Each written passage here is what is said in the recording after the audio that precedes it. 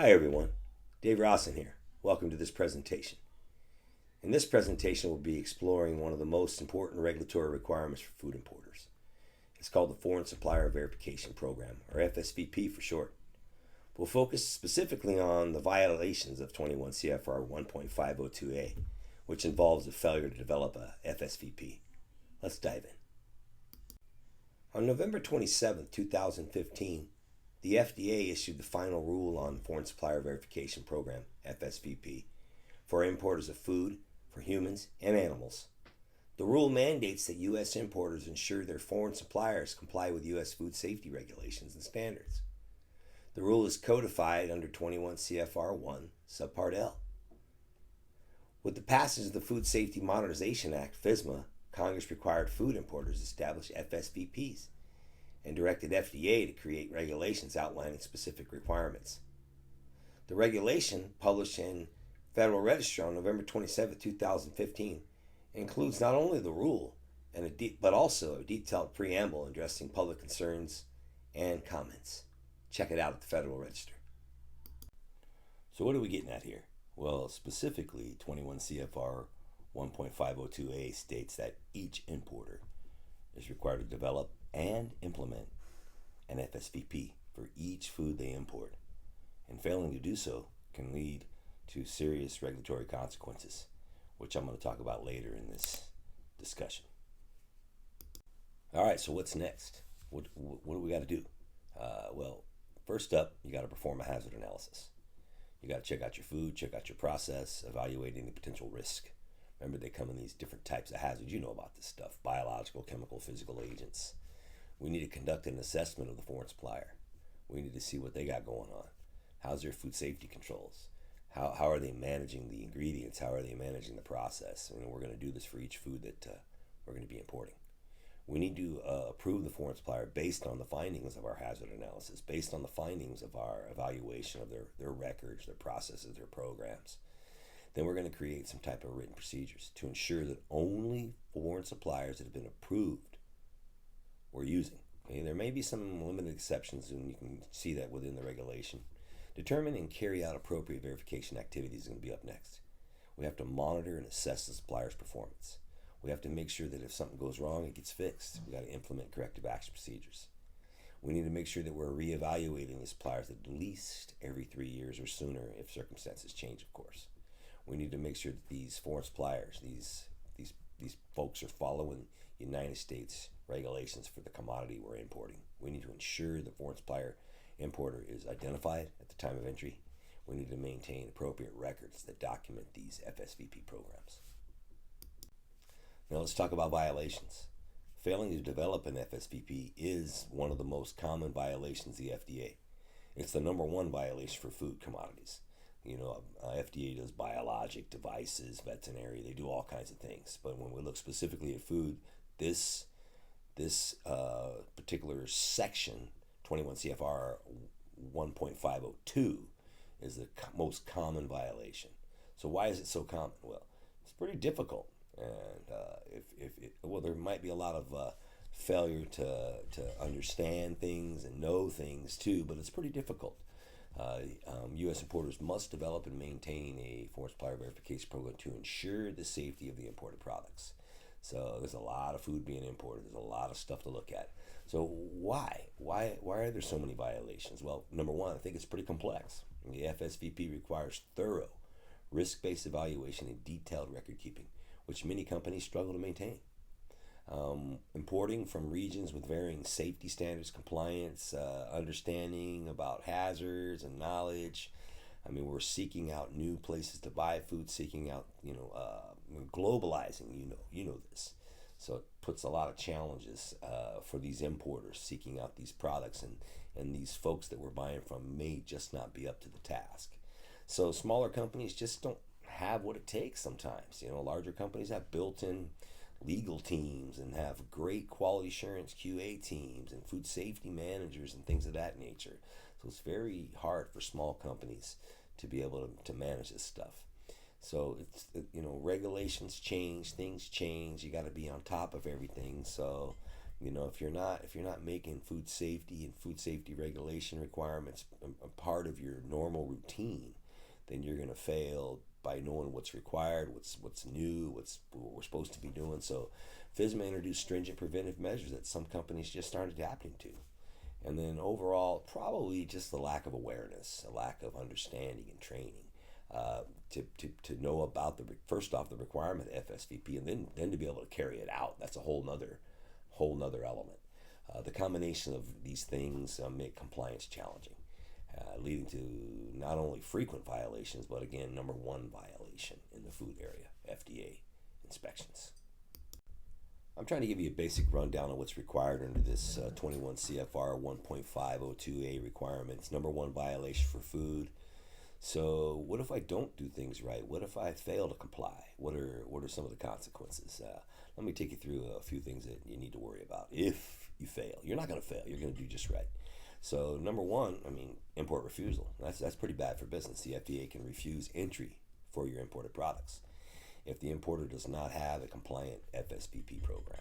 Okay, so products that fail to meet the standards will be detained at the port of entry. On top of that, FDA may issue warning letters to non-compliant importers outlining the violations, requiring corrective actions. Failure to respond to the warning letter can lead to additional enforcement actions. So the FDA has authority to detain things, so administrative detention. So if they do suspect that this food or product pose a public health risk to the American people, and how could that be? Well, inadequate supplier verification program could make a product suspect, which can delay distribution of the product, which again is bad for business. So obviously fines and penalties for noncompliance are a thing that could occur. These penalties can increase based on the severity of the noncompliance and the risk to the public. So if you become a habitual offender or an offender, then more than likely you're going to get inspected more. Importers with a history of noncompliance may face increased scrutiny, okay, including more inspections, audits, which can disrupt your business, which would be potentially bad for business, right? So number one, we're protecting the public, but of course we're always trying to protect our business interests, right? So we want to make sure we protect the public. By protecting the public, we protect our brand. By protecting our brand, we protect our business. So by complying with regulations, we keep operations flowing smoothly. And one of the worst things that could happen, we would lose our importer privileges. Continuous non-compliance can result in loss of the ability to import product, which would then probably shut you down. We want to make sure, of course, we operate in a way that we have a good reputation. People want to do business with us. So violations of regulations can lead to public humiliation. We can be published on websites. Articles can be written about us. So public disclosure of FDA action, it is published on the World Wide Web, on the internet. So we want to make sure that we stay on top of this. The import refusals, warning letters can damage my reputation, which could lead to loss of trust from my customers, my business partners. Again, bad for business. If we don't have business, we won't need any food safety. So make sure we do food safety so we can have some business. Product recalls, if non-compliant products are found to pose a public health concern, FDA may require an importer to conduct a costly recall. Of course, you're probably not going to, if they recommend or say they're going to require one, you're going to do it. So anyway, either way, it's going to be costly. So of course, it's going to impact your business, impact your finances, your credibility.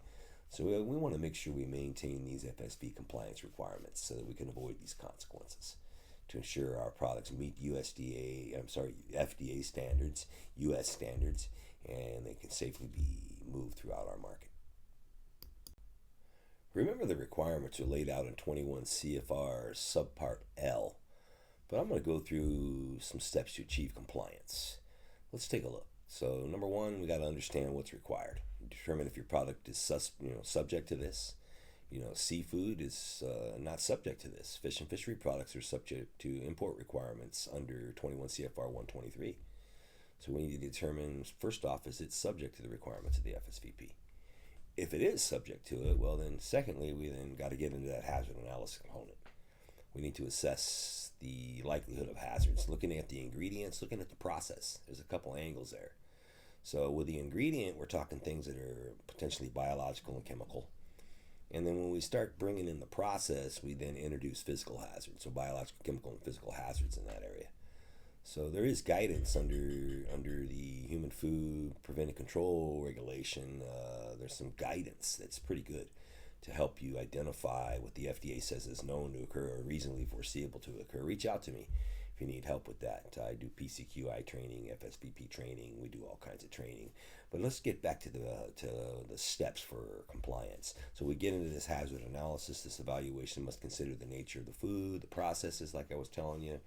Again, we got to get back to looking at the foreign supplier. How are they doing? What are they doing? Are they conducting business as the way they're supposed to be doing in accordance with the United States regulations? So we need to implement this risk-based verification activities, check out, assess this supplier. Depending on the food, the nature of the food, the history of the compliance of this processor. This could include audits, could be sampling, testing, reviewing our records as verification activity. So we want to make sure we're constantly monitoring the supplier's compliance. We want to make sure we regularly verify that the supplier is meeting the requirements, U.S. Requirements and the regulations and standards, of course. And we want to ensure that they have the appropriate preventive controls in place to address the identified hazards. If they are in fact the person controlling the hazard, there's different people controlling hazards. We got our supplier perhaps is controlling it, perhaps we're controlling it, and then sometimes the end user is even in fact controlling some things. So we need to identify who in fact is controlling these things. We want to make sure that we maintain detailed documents showing that we're doing all these things. Of course, the hazard analysis, the supplier verification and evaluation activities, our results. We want to make sure we have all these records for at least 2 years. We're going to need a qualified individual. More than likely, you're going to need to have on staff a preventive control qualified individual, overseeing all this stuff. That'd be there is no specific FSBP training requirement, although I do the training. But to have that PCQI, more than likely would be a great thing to do. This person is going to know about food safety, going to know about food science, food law, and they're going to be able to manage this for you. If you need help with that, I'm available to provide some services or provide some training.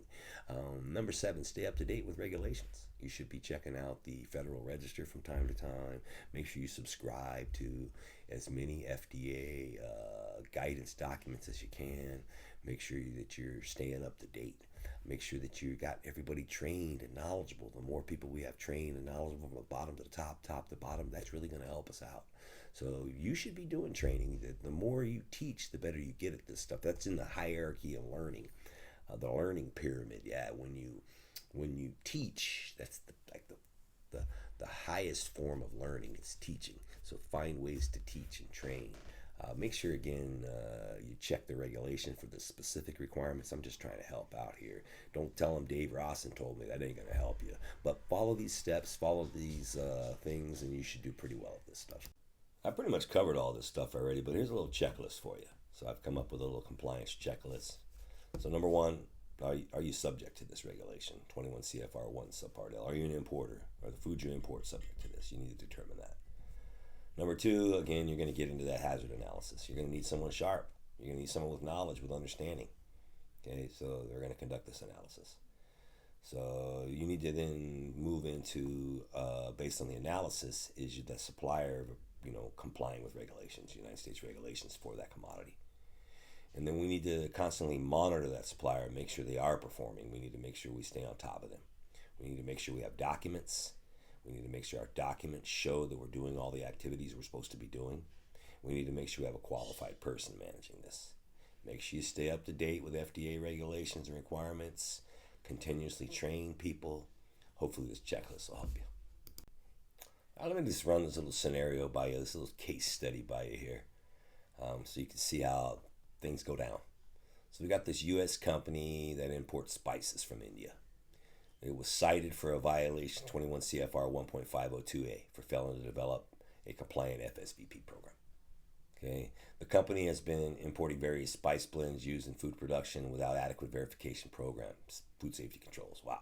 All right, so what's the problem? Well, they didn't have the hazard analysis. That's a component of it. Okay, so they're bringing in this food. They don't even know the nature of the hazards. Well, based on the documentation.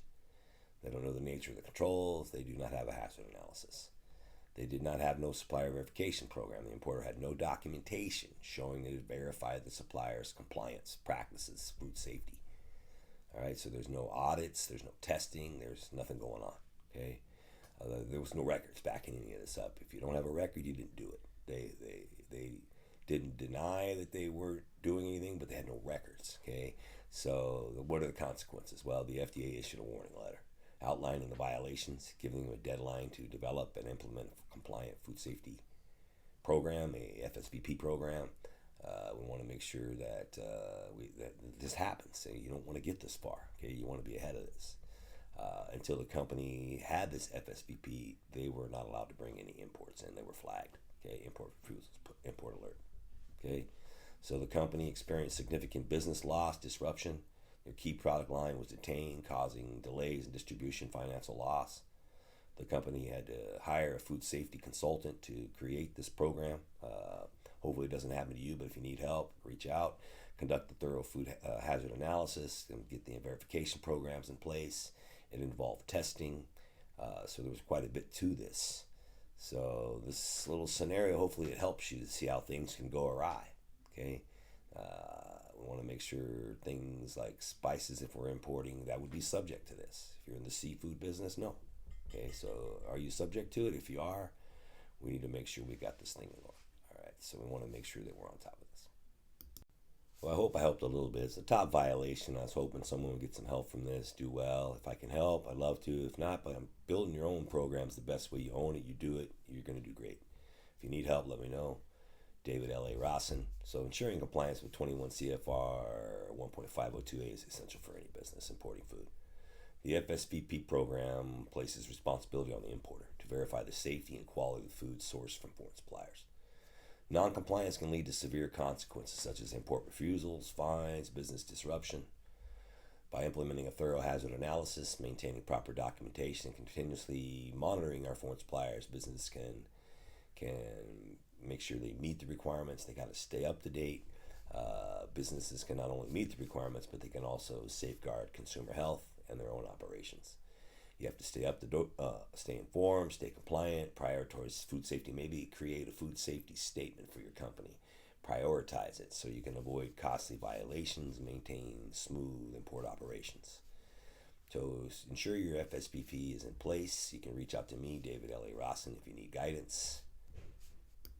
All right, if you're an importer and you're planning to import food, it's crucial to ensure compliance with FSBP.